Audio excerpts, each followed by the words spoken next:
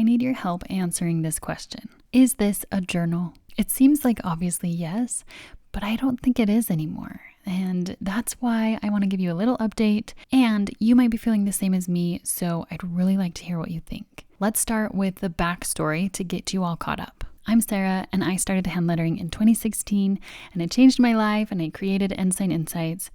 Well, in 2021, my book, Hand Lettering for Beginners, had just come out, and at this time, I was so burnt out in every aspect of my life, I thought I might just quit. Looking back, my creativity is such a huge part of who I am, I don't think I could ever quit creating. My creativity definitely looks differently now than it did then, and that's a good thing, evolving in your creativity. So in my burnout, I found this journal that inspired me, and I started filling it with my hand lettering. It was amazing, and I wanted to share it, but what do I call it?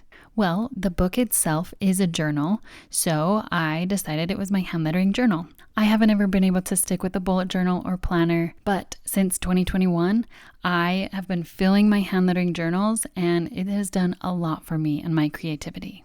Well, recently, I've been trying to find other YouTubers who do something similar to what I do with a hand lettering journal. I found that the journaling space has a few different journal styles. For example, memory keeping, junk journaling, scrapbooking, and of course, the bullet journal community. I realized that I've dabbled a little bit in each of these, but they aren't exactly what I do. Then I came across some sketchbook videos, and it's like a light bulb turned on. You know what? I think this is a sketchbook. This is my hand lettering sketchbook. I'm going to show you pages in this recently completed notebook, and you can tell me if you agree or not. But first, tell me this. Have you ever been nervous to fill an empty page of your journal? Afraid you might mess up? I've received questions from my subscribers asking how to start when you're afraid you'll make mistakes, or how do you use a fancy journal because you think you'll just mess it up? What if we flip that around and call it a sketchbook? Maybe that fear of messing up might still be there, but there is something about the word sketchbook that is different from journal.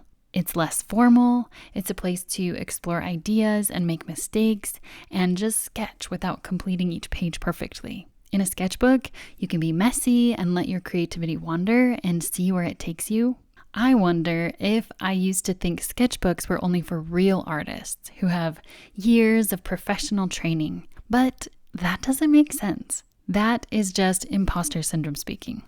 I liked this new sketchbook realization, but I needed to learn more. So I searched the term sketchbook online, and it pulled up all kinds of things: journals, notebooks, sketchbooks. I think they're actually just really intertwined, and maybe it doesn't matter what it's called. This notebook that I have, it's from Archer and Olive, and they call it a journal. The content, however, feels like a sketchbook to me. Like this page right here, I tried out different rainbow designs, and this page, I was just exploring my new gel pens. And on this page, I was sketching out different welcome mat designs. But in the front, I covered it with washi tape and stickers, almost like a junk journal. And this page, I cut up notebooks and glued them on here. That definitely feels like a junk journal. And then, like a notebook, I was simply taking notes on a book that I was reading about design. And then, like a bullet journal, I did a sort of tracker where I wrote good things that happened each day for 2 weeks. And also, like a bullet journal, I did some month header pages. But these were not to track my month.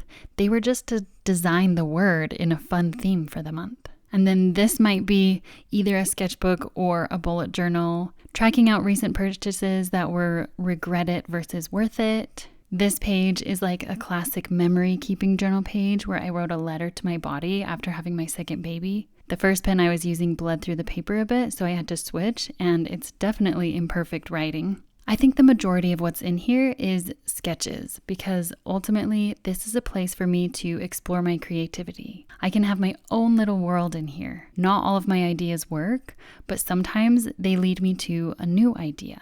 Like this page here, I thought it would be cool if I could make a different sun for every letter of the alphabet. I'm just exploring what my different pens and markers can do, exploring words that are in my mind, like Taylor Swift's new album. And you know, it's just fun. It makes me feel good. I want to keep doing it. I want to keep filling up these pages. And this is the new one that I started only in May, and it's already a quarter of the way filled up. And nothing really has changed since I started calling it a sketchbook. I still do hand lettering art. So maybe I can call it anything and it doesn't really matter. But right now my creativity is flowing and this book is a place to let it out. So tell me what you think. Is this a journal, a notebook, a sketchbook, all of them? Do you feel this way too? Maybe it depends on how you define things, and that could be different for everyone. I'll probably say both going forward. Now let's fill a spread in our journal/sketchbook. But really quick for this page, I used the new Karen Real Brush markers. It's coming in a review so soon. I love them so much. For the light bulb and the lettering, I used my Sharpie Creative markers, and that's what I'm going to be using for this page. In my recent review video of these markers, a lot of my subscribers commented that they also bought these. So if you have them, pull them out and let's make a page together. So I'm starting with the brush pens. I really like this to fill a full background, these pens. I thought that I was going to like them for the hand lettering, but I didn't. That is in my video. I like them for hand lettering, but I like the bullet tip markers better for hand lettering. So I've been using these for lots of backgrounds. So all I did here, I penciled out 3 wavy lines, and then I wrote in pencil what I wanted to say in the wavy lines, following the curves, and then I just wanted to fill in the empty spaces with these wavy stripes. And I just chose the blue and green colors. I thought those were really pretty. I didn't want to do the full rainbow because I didn't think it would fit in that small space. So I just chose those few colors. And because I love these brush pens so much, I'm not worried about them fraying. This is my art journal. The paper is pretty smooth. It's not the most smooth, but I'm using my pens how I want to create. So if that means they're going to fray a little bit, I'm okay with that. And that's the point, right? We just crave to create. We need that.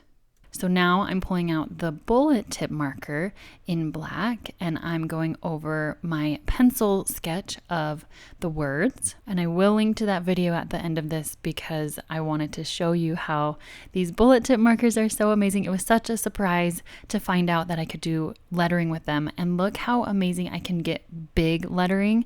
It's not just for small lettering. I can do that too, but to get really large lettering. So they're really versatile. It's great. I love them so much. They are acrylic paint pens, so they're really opaque. In my sketchbook page that I did with the rainbow rays, I wanted it to be transparent, and that's why I couldn't use these ones. I needed to use the Real Brush Karen markers. So there's a use for transparent and opaque markers. Whether you think this is a journal or a sketchbook, the goal is to get creative, hand letter, explore your ideas. So however that looks for you, you gotta do it. And I'm so glad you're here to do it with me. And here is that video that I was talking about.